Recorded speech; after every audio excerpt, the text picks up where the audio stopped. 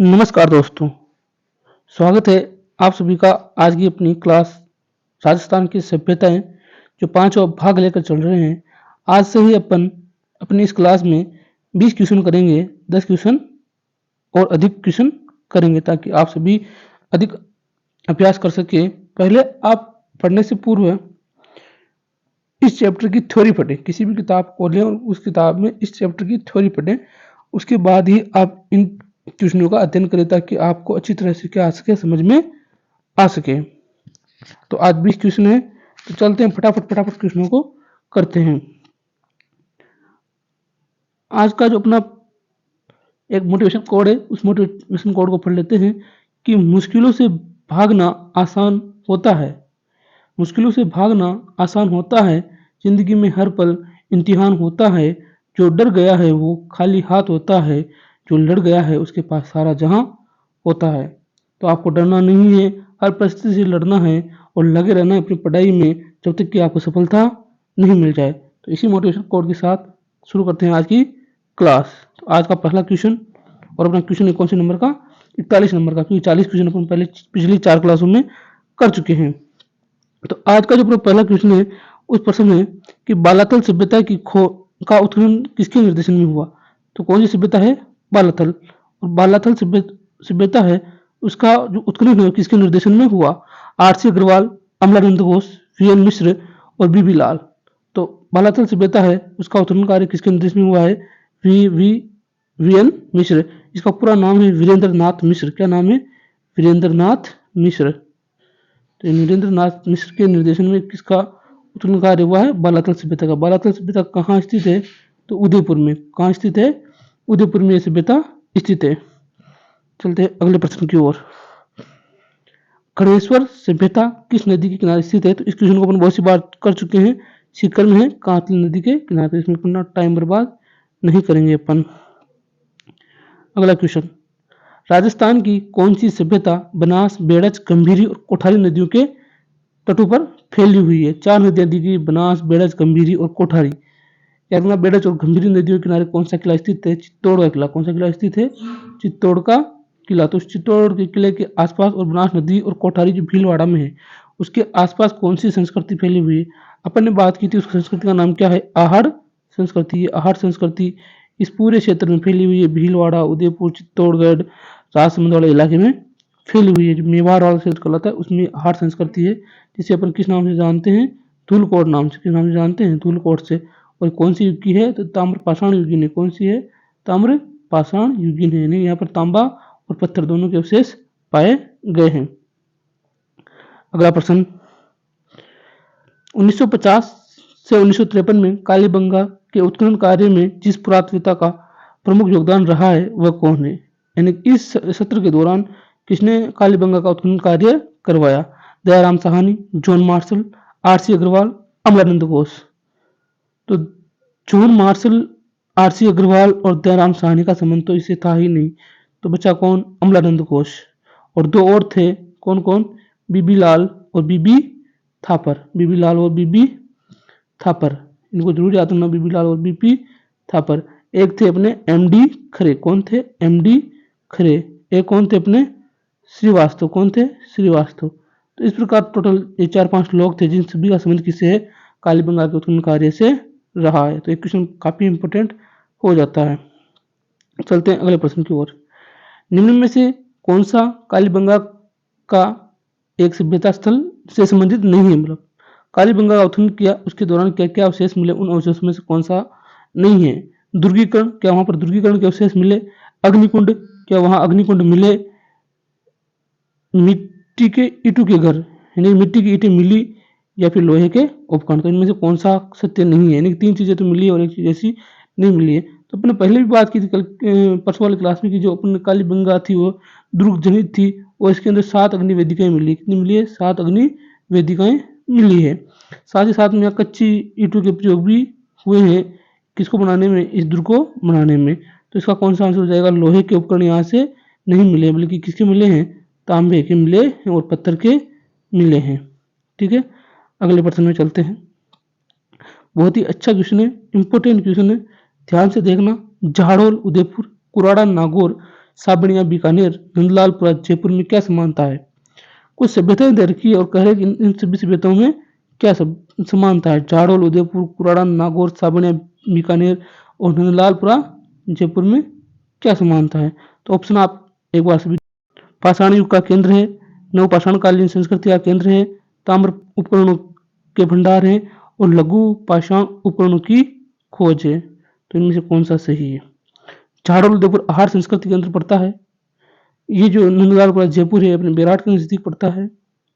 तो यहाँ पर क्या आंसर होगा? ताम्र उपकरणों के भंडार यहाँ से मिले। उत्तर स। चलते हैं अगले प्रश्न की ओर। राजस्थान में पुरातत्व एवं संग्रहालय विभाग का गठन कब हुआ? राजस्थान में पुरातत्व एवं संग्रहालय विभाग का गठन कब हुआ? 1952, 1953, 1949 और 1950। पहली बार ऐसे ऑप्शन आए हैं कि इतने नजदीक नजदीक के ऑप्शन है। तो इसका आंसर कौन सा हो जाएगा? 1950 में पुरातत्व विभाग एवं संग्रहालय विभाग की स्थापना की गई। ठीक है, चलते हैं अगले प्रश्न की ओर। निम्न में से किस सभ्यता को धूलकोट के नाम से जानते थे? अपने पहले पढ़ लिया कि धूलकोट, अहाड़ सब अपने इसमें आएगा।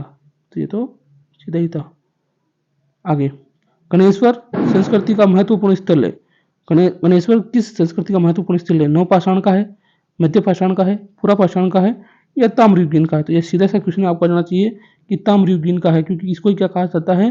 ताम्रयुगीन सभ्यताओं की जननी कहा जाता है। क्या कहा जाता है? ताम्रयुगीन सभ्यताओं की जननी कहा जाता है। किस सभ्यता को? गणेश्वर सभ्यता को। कहाँ है? शिखर में। कौन सी नदी के किनारे स्थित है? कांती नदी के किनारे स्थित है। प्रागैतिहासिक काल की बागोर सभ्यता के अवशेष कोठारी नदी के तट पर किस स्थान से प्राप्त हुए हैं? वेरी वेरी इंपॉर्टेंट क्वेश्चन है कि प्राग ऐतिहासिक काल, कौन सा काल? याद रखना, प्राग ऐतिहासिक काल। उल्टा भी पूछ लिया जाता है कि इन सभ्यताओं में प्राग ऐतिहासिक काल की सभ्यता कौन सी है? तो कौन सी सभ्यता है? बागोर सभ्यता के अवशेष कोठारी नदी के तट पर किस स्थान से प्राप्त हुए हैं? कोठारी नदी के तट का भी कौन सा क्या पूछा है?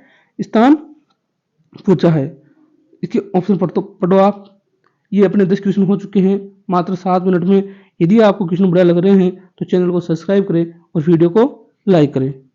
तो ओजैना, रंगमहल, महासतिया और नलियासर, इन स्थानों में से तो रंगमहल तो आपको पता है हनुमानगढ़ में होगा। और बागोर सभ्यता कहाँ है? तो बागोर सभ्यता है भीलवाड़ा में। कहाँ है? भीलवाड़ा में। तो ऑप्शन को अपन एलिमिनेट करना सीखते हैं। रंगमहल कहाँ है? हनुमानगढ़ में। कहाँ है? हनुमानगढ़ में। नलियासर कहाँ है? बीकानेर में। नलियासर कहाँ है? बीकानेर में। अब ऑप्शन बच रहे हैं अपने पास दो, महासतिया और ओजियाना। तो यदि आपको याद हो तो ओजियाना एक पूरी पूरी अलग सभ्यता है भीलवाड़ा में। तो कौन सा स्थान है? महासतियों का टीला है, जहाँ से अपन को बागोर सभ्यता में अवशेष प्राप्त हुए हैं। और यहाँ से याद रखना, सबसे पहले पशुपालन के अवशेष, किसके अवशेष प्राप्त हुए हैं? पशुपालन के अवशेष। ये वाला भी वेरी वेरी इंपॉर्टेंट हो जाता है। चलो चलते हैं अगले प्रश्न की ओर, जो आज का अपना 51वां प्रश्न है। गणेश्वर के टीले मुख्य रूप से संबंधित हैं। तो गणेश्वर सभ्यता का अपने को पता है श्री ताम्र संस्कृति से संबंधित, इसमें अपना टाइम खराब नहीं करेंगे अपन। चलते हैं अगले प्रश्न की ओर। अनाज रखने के बड़े मृद भांड गोरे व खाटे राजस्थान की किस प्राचीन स्थल से प्राप्त हुए हैं? तो जो बड़े मृद भांड थे अनाज को भरने के लिए, से ड्रम के जैसे होंगे कुछ न कुछ, तो उनके नाम क्या थे? गोरे और कोठे। तो ये कहाँ से प्राप्त हुए? तिलवाड़ा से, बुढ़ा पुष्कर से, आहार से या पीलीबंगा से? तो ये कहाँ से प्राप्त हुए हैं? आहार से। वही धूलकोट से। कहाँ से हुए हैं? आहार या धूलकोट से प्राप्त हुए हैं। चलते हैं अगले प्रश्न की ओर। किस पुरातात्विक स्थल को धरतुल घाट के नाम से जाना जाता है? वेरी वेरी इंपॉर्टेंट प्रश्न। क्या दर का है? धरतुल घाट। तो धरतुल घाट के नाम से किसे जाना जाता है? सांभर, जोधपुरा, नगर और आहाड़। यहाँ पर धरतुल घाट दे रखा है, नहीं कि धूलकोट दे रखा है। तो इसका जो आंसर होगा वो आंसर होगा जोधपुरा सभ्यता। कौन सा सभ्यता? जोधपुरा सभ्यता। और जोधपुरा सभ्यता कहाँ पर स्थित है? जोधपुर में नहीं होकर जयपुर में स्थित है। कहाँ है? जयपुर में स्थित है। तो इस चीज का आप विशेष ध्यान रखना, बहुत इंपॉर्टेंट हो जाती है ये चीज। बहुत ही बढ़िया प्रश्न था ये। चलते हैं अपन आगे। भीम जी की डूंगरी कहाँ है? तो बीज की डूंगरी, भीम की डूंगरी, गणेश की डूंगरी, ये जितनी भी डूंगरियां हैं ये सब डूंगरियां जयपुर में है। और जयपुर में कौन सी सभ्यता है? विराट सभ्यता है। चलते हैं अगले प्रश्न पर। रंगमहल स्थित है। तो रंगमहल सभ्यता अपन पिछले भी ऑप्शन में आया था, तब एलिमिनेट कर रहे थे, तब देखा था कि रंगमहल सभ्यता कहाँ है, हनुमानगढ़ में। कहाँ पर है, हनुमानगढ़ में। चलते हैं आगे। राजस्थान का प्रमुख पूर्व ऐतिहासिक स्थल तिलवाड़ा किस नदी के किनारे है। तो तिलवाड़ा स्थल, यदि आपको पता है कि तिलवाड़ा कहाँ पर है, तो नदी तो आप वैसे ही ढूंढ लोगे। तो आपको याद होना चाहिए ये तिलवाड़ा स्थान है, ये तिलवाड़ा कहाँ है, बाड़मेर में। कहाँ है, बाड़मेर में। यदि नए जिले बनने पर बालोतरा में आ गया हो तो आप मुझे बताएं कि बालोतरा में आया या नहीं आया। मेरे हिसाब से कहाँ पर आ गया है, नए जिला बनने के बाद बालोतरा में आ गया है। कौन सा स्थान, तिलवाड़ा स्थान। तो यहाँ से एक नदी गुजरती है, जिस नदी को खारी या मीठी नदी कहते हैं, उस नदी का नाम है लूणी नदी। क्या नाम है, लूणी नदी। तो लूणी नदी के किनारे स्थित है। ठीक है, याद रखना ये भी पूर्व ऐतिहासिक काल से संबंधित है और पुरापाषाण काल से भी संबंधित है। रंगमहल में विशेष रूप से किसकी खेती की जाती थी, very very important question. Rangmahal सभ्यता कहाँ है, हनुमानगढ़ में। कौन सी नदी के किनारे हैं, तो घग्गर नदी के किनारे ये सभ्यता भी स्थित है। यहाँ पर किसकी खेती की जाती है, तो यहाँ पर चावल की खेती की जाती है। याद रखना राजस्थान की एकमात्र ऐसी जगह जहाँ से चावल के साक्ष्य प्राप्त हुए हैं, जबकि जो कालीबंगा है वहां से 2 फसलों को एक साथ बोने के साक्ष्य प्राप्त हुए हैं, परंतु उनमें चावल नहीं है। वहां से गेहूं और चना बताया जाता है। अगला जो अपना प्रश्न होगा वो बहुत ही बड़ा प्रश्न है कि बेराट के बौद्ध मठ और अशोक स्तंभ के आधार पर राजस्थान में बौद्ध धर्म के प्रमुख स्थान।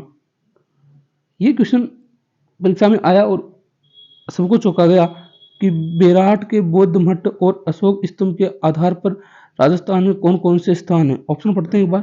पहला ऑप्शन बेराट, लालसोट, शेरगढ़, नगरी। दूसरा ऑप्शन बड़नगर, आसपुर, भूरी, बेसलाना। तीसरा बेराट, जोधपुरा, गणेश्वर, बालेश्वर। और चौथा क्वेश्चन है लाटा, विराटनगर, अहिरवाला और नागौर। तो यदि आपको थोड़ा सा नॉलेज है इन चीज़ों के बारे में और आप जानते हो कि यार ये जो बौद्ध जो बेराट के अवशेष जहाँ जहाँ से मिले हैं, बेराट जैसे अवशेष जहाँ जहाँ से मिले हैं, वो इसका आंसर होगा। तो वैसे डिफिकल्ट क्वेश्चन हो जाता है और इसका आंसर होगा बेराट जो जयपुर में है, लालसोट, दौसा, शेरगढ़, धौलपुर, नगरी अपने टोक में पड़ा था। तो ये शायद चारों केंद्र है किसके, बौद्ध धर्म के प्रमुख केंद्र हैं। निम्नलिखित में से किस पुरातत्व स्थल का 1962 से 1963 में NR बनर्जी एवं KN दीक्षित ने उत्खनन किया था। यहाँ पर 2 उत्खननकर्ताओं के नाम आए हैं, NR बनर्जी और KN दीक्षित। तो कौन सी सभ्यता का उत्खनन उन्होंने किया था। ये क्वेश्चन अपन पहले कर चुके हैं, लेकिन उस समय पर्सन विस्तृत रूप में इनका नाम दिया हुआ था NR बनर्जी। इनका पूरा नाम है नील रतन बनर्जी। क्या नाम है, नील रतन बनर्जी। और KN दीक्षित, कैलाश नाथ दीक्षित। तो ये आपको याद होना चाहिए। दोनों नाम, इन दोनों ने किसकी खोज की थी, विराट सभ्यता। ये विराट सभ्यता कहाँ पर है, जयपुर पर। यहाँ से बहुत ओपन देख लिया बाकी सारा। आज का अंतिम क्वेश्चन अपना है कि निम्नलिखित में से बौद्ध धर्म से संबंधित पुरातात्विक अवशेष कहाँ से मिले। तो इतनी देर से पढ़ रहे हैं कि बौद्ध धर्म से कहाँ से मिले हैं, तो बेराट विराटनगर से। कहाँ से, बेराट विराटनगर जयपुर में है। याद रखना बहुत सी बार इसमें पूछ लिया जाता है हाल ही में, तो हाल ही में पूछे थी, कभी भी पूछे अगर वो कहाँ से मिले हैं, बेराट विराटनगर से। तो कैसी लगी आज की क्लास, कमेंट करके बताएं। जय हिंद, जय भारत।